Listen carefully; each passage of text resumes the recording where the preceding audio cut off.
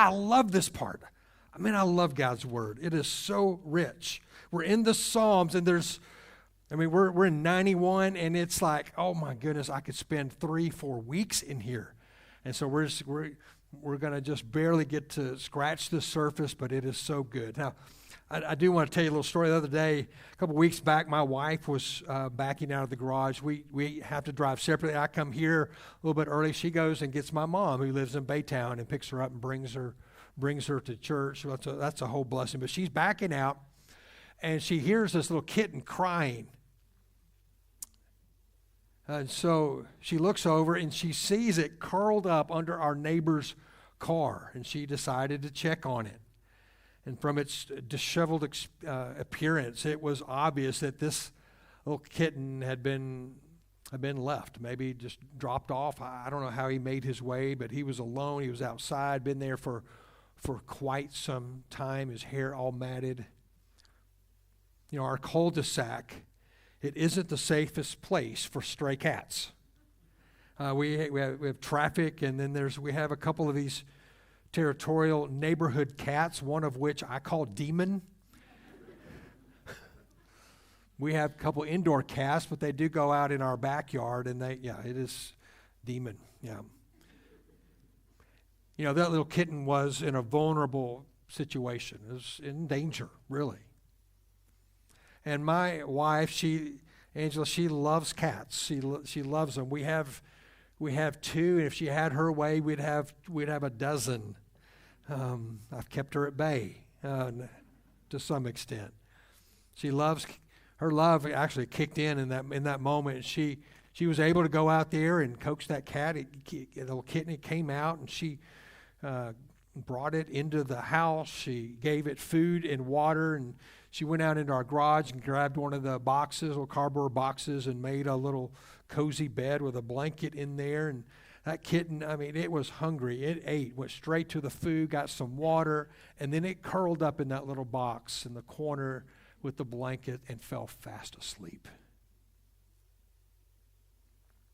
It had been delivered from danger and brought into safety. From danger and into safety. You know, just like that kitten, all of us, every one of us, need deliverance from something, and we need deliverance into something. And that's exactly what Psalm 91 gives us. Gives us both of that. Psalm 91 teaches us that God's greatest deliverance is not merely rescuing us from danger. That's good, and we need that. But his greatest deliverance is bringing us safely into himself. And for the past couple of Sundays, as I've mentioned, we've been in Psalms. We began a couple weeks ago in Psalm 23. Psalm 23 with a sermon called The Shepherd Who Cares. Last week we looked at Psalm 45, My King Who Reigns. And this morning, here in Psalm 91, we're going to see My Deliverer Who Satisfies. If you have your Bibles, let me encourage you to turn to Psalm 91. It's a great, beautiful psalm. It's a psalm of refuge. Very similar to Psalm 46. You could read Psalm 46, jump over to 9. You'll see all kinds of beautiful connections there. If you have one of those black pew Bibles, if that's what you're using, turn to page 497 and you'll find it there. I want to read it in its entirety, then we'll go back and kind of chew on it a little bit, okay? Psalm 91. He who dwells in the shelter of the Most High will abide in the shadow of the Almighty. I will say to the Lord, my refuge and my fortress, my God in whom I trust. For he will deliver you from the snare of the fowler and from the deadly pestilence. He will cover you with his pinions, and under his wings you will find refuge. His faithfulness is a shield and a buckler. You will not fear the terror of the night, nor the arrow that flies by day, nor the pestilence that stalks in darkness, nor the destruction that wastes at noonday. Did you catch it there? Night, day, and even night, midday. Verse 7, 1,000 may fall at your side, 10,000 at your right hand, but it will not come near you. You will only look with your eyes and see the recompense of the wicked. Because you've made the Lord your dwelling place, the Most High, who is my refuge, no evil shall be allowed to befall you, no plague come near your tent. For he will command his angels concerning you to guard you in all your ways. On their hands they will bear you up, lest you strike your foot against a stone. You might recognize that in the temptation. That's what Satan used, one of the temptations to Jesus. Verse 13, you will tread on the lion and the adder, the young lion and the serpent you will trample underfoot. Because he holds fast to me in love, I will deliver him. I will protect him because he knows my name. And when he calls to me, I will answer him. I will be with him in trouble. I will rescue him and honor him. With long life, I will satisfy him and show him my salvation. Oh, what a psalm. Now, there's a lot of different language in here. It's poetry. And so we kind of have to, like, what is this? What does it mean? What is it pointing to? But this psalm is about a deliverer. And it begins by describing, and I want us to see who the deliverer is. He is my deliverer. There's a couple of, here at the very beginning, you're going to see these first two verses. He gives us 4 names for God and 4 images. There are other images in the passage, but particularly right off the beginning in these opening verses. You get to verse 1, and if you look down at verse 9, you're going to see this first name, that he is the Most High. See, before the psalmist even gets to these dangers, he speaks about God, and he lists this name first, the name that is above all names. He is the Most High God. Sits enthroned above all. He rules over every threat, every hardship, every trial, every struggle, every circumstance. That is your deliverer. He is the Most High. But also there in verse 1, he is the Almighty. The Almighty. It simply means all might. He is almighty. He is all powerful. He sits above it all, and he is more powerful to handle it all. He is strong enough to handle any threat or danger or circumstance that comes into your life. In verse 2, it says he is the Lord. The Lord. And again, I've said this many times. When you see a capital, all capitalized Lord, what does that mean?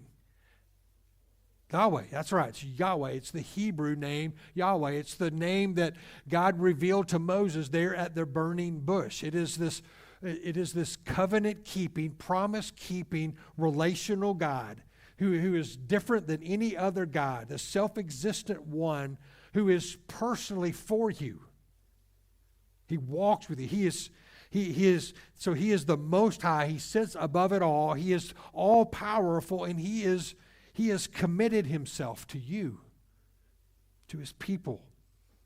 And lastly, there at the end of verse 2, he's not a God. He's not the God. What does it say?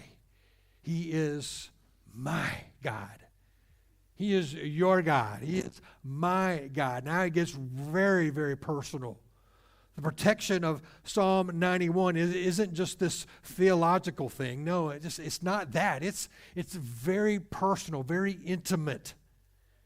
He isn't just, again, he's not just God. He is mine, and I am his. Now you put all that together, this name reveals a deliverer who rules over every danger, who is stronger than every danger, who is personally and intimately committed to his people in the midst of their struggles and trials and dangers. Then you have these 4 images right off the bat here too. You notice first he's a shelter.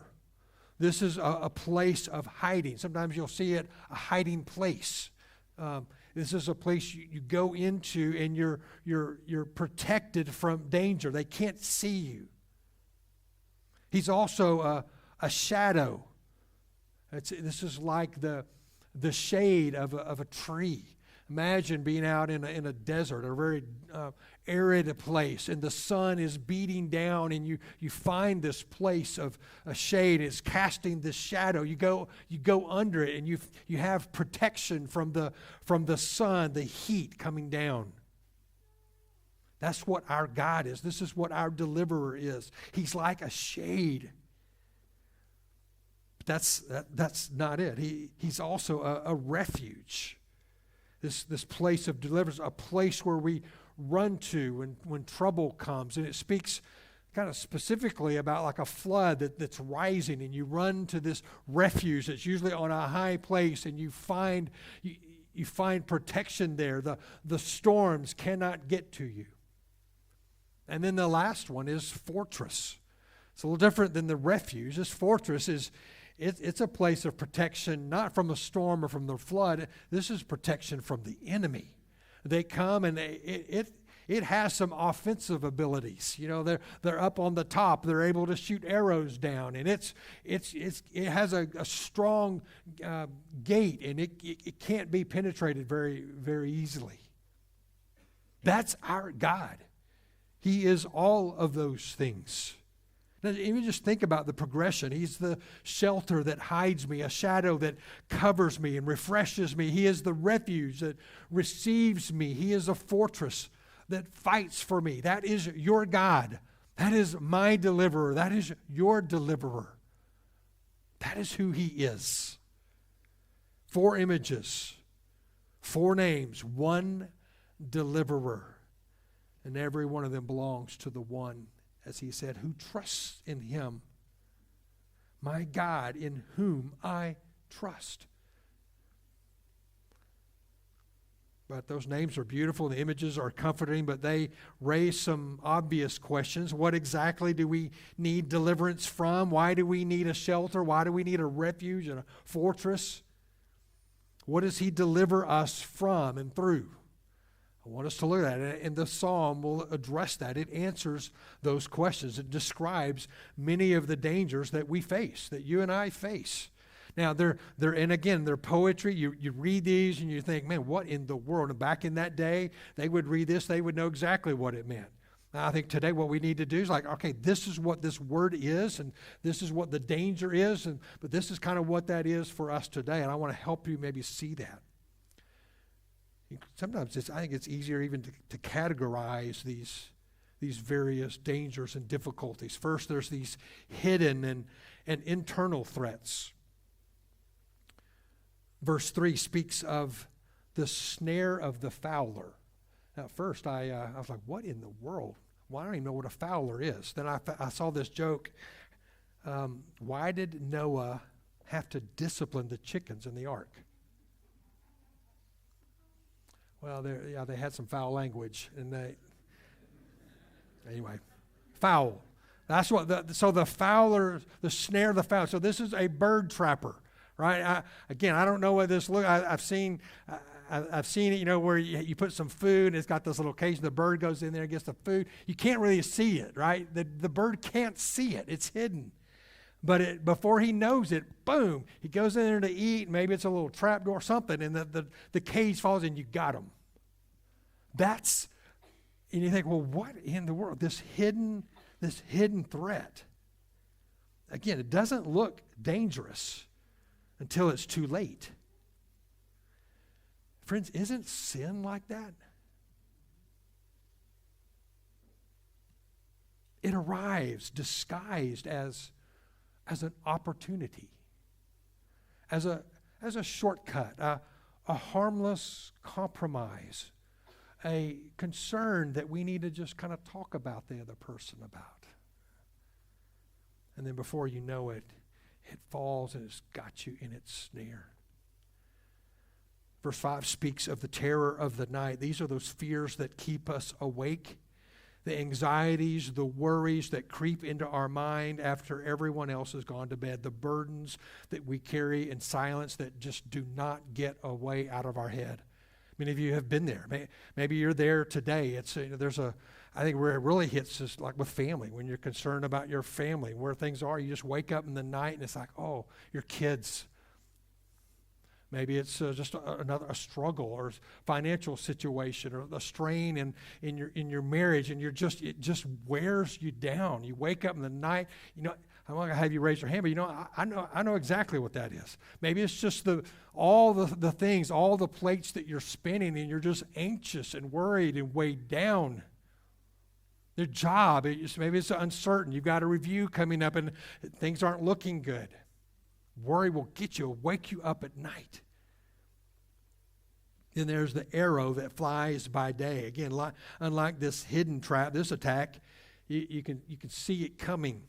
The archer shoots its arrow. This is the opposition, that criticism, the conflict, the hostility. Someone is taking aim at your life. See this a lot in school. A lot of just kind of tearing down that takes place. Another category is this sickness and calamity threats. Verse 3 mentions deadly pestilence. You're like, deadly pestilence? I mean, I got a little acne, but what is pestilence? I'm not sure I have to deal with pestilence. Verse 6 speaks of the destruction that wastes at noonday. Again, these dangers remind us simply that we live in a fallen world. Things aren't right. You look around, the disease still exists. Our bodies break down. There's natural disasters still strike. We live down here on the coast. You get through summer, and just another hurricane. If a hurricane hits us, it's just you have that. You've seen the destruction that can bring. Other things like dreams that collapse, relationships that are fractured. Sometimes trouble doesn't quietly knock on the door. Sometimes it just kicks the door down in broad daylight. Sickness. Things that come up that just reek of calamity. Then there's a third category, personal and predatory threats. Verse 13 mentions the lion and the serpent. The lion represents this powerful, aggressive opposition. When we were on our mission trip with some of our graduating seniors a couple years ago, we got to go on a safari. And the guy went off trail. He went off, and we went, and he's like, hey, where are we going? He's like, hey, there's a lion den out here. And we go out there, and sure enough, a mother and its cubs. He's like, man, stay in the car. Hey, no problem. No problem. I mean, those things are powerful. In fact, Satan is described as a lion seeking someone to devour. This is a devouring presence, very aggressive opposition. And it could be, maybe for today, an abusive relationship, intense bullying at school, harassment. It could be a person who has declared war on you, maybe at work. They're going to tear you down so that they can advance. Maybe in the family, in your neighborhood. He speaks of the adder. Like, what in the world is an adder? Well, this is a venomous serpent, a type of snake. Maybe it blends in with the surroundings. You can't see it. It's kind of hidden there, and you're walking along, and then boom, it can strike. Venomous. Again, these hidden, deceptive attacks. Things like passive-aggressive manipulation. Gossip and slander. Man, these things, gossip, just a little chatter. Things that can happen in a family and just disrupt a family, can tear a family apart. Gossip at work, gossip in the church. I've seen churches just split wide open because of gossip and slander. These are awful threats. Maybe it's a toxic relationship that you just can't seem to to move away from. Verse 10 mentions evil and plague, moral wrongs, or physical calamity. Again, these might include injustice or oppression, abuse, a debilitating accident, or some kind of immune disease that you just can't, that doctors can't seem to figure out what's going on. Or maybe it's something specific. It's a cancer or a brain disease that slowly robs you of your memory. These are things that come at us, things that we have to deal with. These dangers are real. They're around us, and there may be in your family, among your friends. They may be in your own life. The trap that caught you, the fear that wakes you at night, the dangers, or that diagnosis that you didn't expect, the hardship that you can't seem to escape from. You're like, well, Pastor, you're talking about the deliverer. Now, these are big things. If God is the deliverer, then why do we still suffer these things? Does he not deliver us from them? I think that's a fair question. Faithful believers, though, friends, still suffer. We walked through Job a couple of weeks back. Job was a righteous man, yet he suffered greatly. Psalm 91, it's not promising a trouble-free life. It's promising that no danger can ultimately separate God or God's people from his care, from his presence, and ultimately from his salvation. Sometimes God delivers us from the trouble, and there's other times that he delivers us through the trouble. In a minute, you'll see that when we get to some of these promises. We're not promised a perfect life. Following Jesus, becoming a Christian doesn't mean that life just all of a sudden gets better. Oh, it does. I mean, you face guilt and shame. It changes everything. But it doesn't mean you don't have problems. They still come. But either way, one of the things, whether he takes you out of the trouble or he walks you through the trouble, either way, he never leaves us where we are. Like that little cat, that little kitten. It didn't stay under the car. God is always delivering us really into something better. And this is where the psalm takes us. It takes a surprising turn. So he delivers me from and through. He also delivers me into. Let's focus there. Verse 14, we have this second occurrence of the word deliver. You'll see it in verse 3. For he will deliver you. And then you have it here in verse 14. But it's a different word. It's translated in the English deliver. But if you look it up in the original, they're two separate words. They're very closely related. The first one is about being delivered from danger. This one is speaking about being delivered into something. And the things that he's going to deliver us into are all listed here. And another thing that's really incredible with this verse is you'll see verse 14, 15, and 16, everything changes. He's been saying you, second person you. And now notice that it's God speaking. God is speaking in these verses. It's like he steps in. He's like, yeah, you got all these troubles. You got all these trials. Yeah, he's the deliverer. This is who he is. Then he steps into the picture and he says, like, no, here I am. I am the deliverer, and this is what I will do. Let me share with you some promises.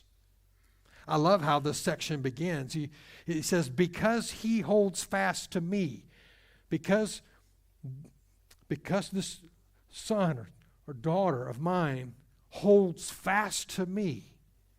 This is hold fast. It's almost like marriage language. My wife and I, we hold fast to one another. Here is holding fast, clinging to the Lord, this affectionate, deep love, committed love that holds on to God, knowing that he's also, as our deliverer, is holding on to us.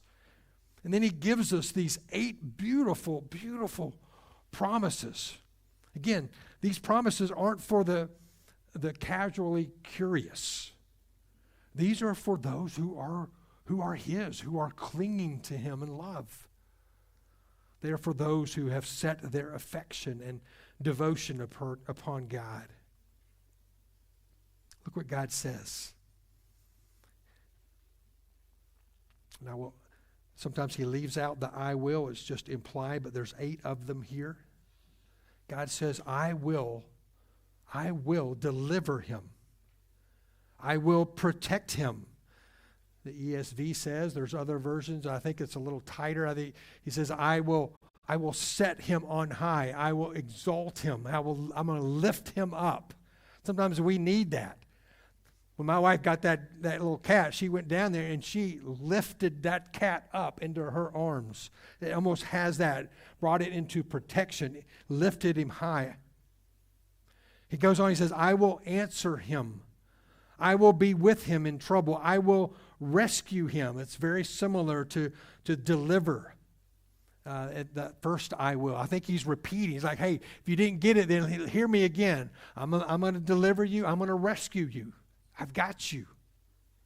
He goes on, he says, I will honor him. I will satisfy him. And lastly, I will show him my salvation. And just think about those promises.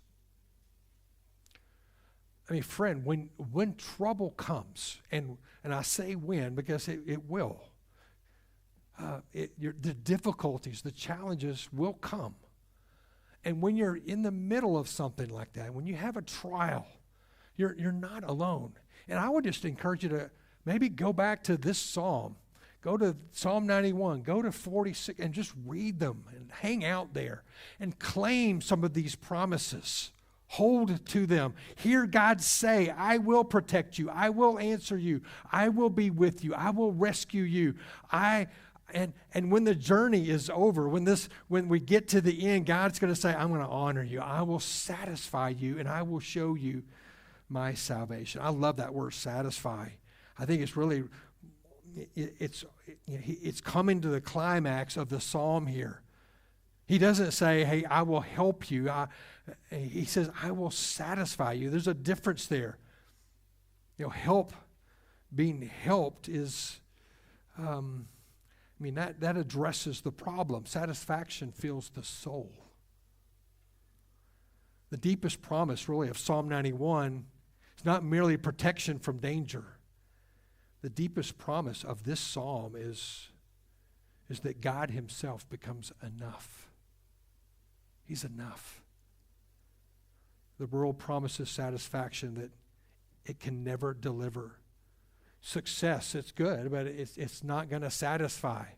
Money, that it's good, we need it, but it's not going to satisfy. In fact, it just leaves you like, hey, I need more. Comfort doesn't satisfy. Even good gifts eventually leave us wanting more, but God says, I will satisfy. And he satisfies perfectly. The day will come when every longing will be fulfilled. Every tear will be wiped away. Every wound will be healed. Every fear disappear. And we're going to discover that the greatest gift God gives is himself, our deliverer. That is the destination, ultimately, of deliverance. The last verse. I will show him my salvation. So let me go back to that little kitten, curled up outside, hungry, afraid, vulnerable to every danger around it. That kitten needed deliverance from something. From the mean cats, the traffic, loneliness, the weather. But it needed deliverance into something as well.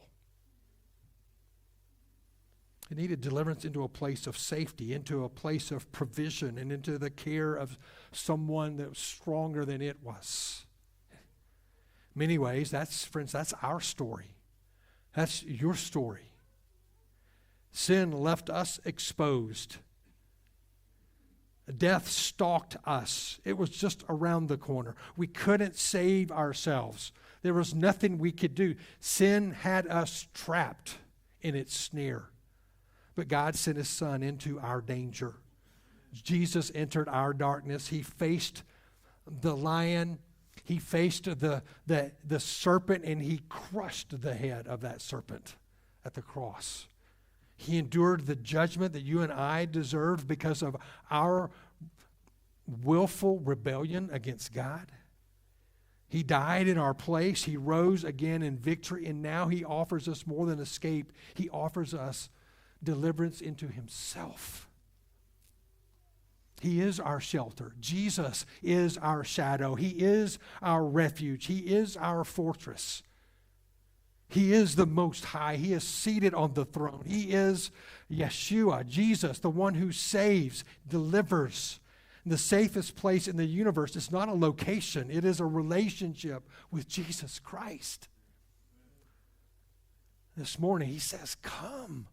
Come find refuge. Come into the fortress of my love. You don't have to clean yourself up first. You don't have to defeat the lion. He took care of that. You don't have to fix everything before you come. You just simply turn and trust in the deliverer. Trust that what he did on the cross is sufficient. He paid the price. Just turn and say, I need you in my life. I don't want to face these dangers alone. They will get you. And when you do, when you come to him, he will receive you. He will hold you. And one day he will bring you safely home. And he will satisfy you completely. Not just for a moment, but forever. Would you come to him today? Would you turn and trust in him? Will you take hold of those words there in verse 2 where he says, I will say to the Lord, my refuge and my fortress, my God, in whom I trust. If you've been walking with Jesus for a while, afresh today, call him my Redeemer. Trust in him in the trial. Father, thank you for being our deliverer. Thank you for your Son, Jesus Christ, who is the fulfillment of this psalm, the one who is our refuge, the one who took the danger, who defeated the enemy so that we might have life. God, if there's anyone here today, might they turn to you today. God, and for all of us, help us to hold to these promises. Thank you that you are with us, that you at times bring us out of danger. God, sometimes you walk us through the difficulties. But in the end, you walk us into all of who you are. You walk us into ultimate deliverance and into joy. So we praise you. We give you thanks in Jesus' name. Amen.